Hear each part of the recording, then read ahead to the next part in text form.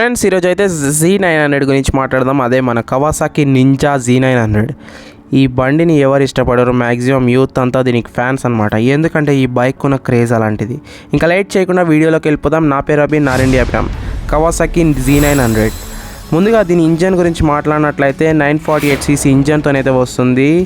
అంటే సీసీ అంటే cubic centimetre అనమాట. మైలేజ్ వచ్చేసి 15 km/లీటర్ అయితే ఇస్తుంది. ఇది ఒక 6 గేర్ ట్రాన్స్మిషన్తో అయితే వస్తుంది. వెయిట్ ఇంకా బరువు గురించి మాట్లాడినట్లయితే 212 kgs అంటే 212 కిలోలు. అంటే ఫ్యూయల్ ట్యాంక్ గురించి మాట్లాడినట్లయితే 17 లీటర్ అయితే వస్తుంది. 17 లీటర్స్ అయితే ఫిల్ చేసుకోవచ్చు అనమాట. టార్క్ గురించి మాట్లాడినట్లయితే 98.6 Nm అంటే 7700 RPMతో అయితే తిరుగుతుంది.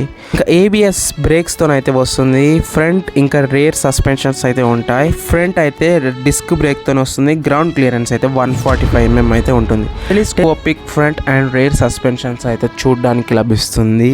ఇంకా దీని ప్రైస్ గురించి మాట్లాడినట్లయితే అరౌండ్ 11 lakhs, అక్షరాల 11 లక్షలు. దీని అయితే 2017 నుంచి అయితే దీని యొక్క మ్యానుఫ్యాక్చరింగ్ అయితే ప్రొడ్యూస్ చేస్తున్నారు. అంటే ఈ జపాన్లో తయారవుతుంది కదా.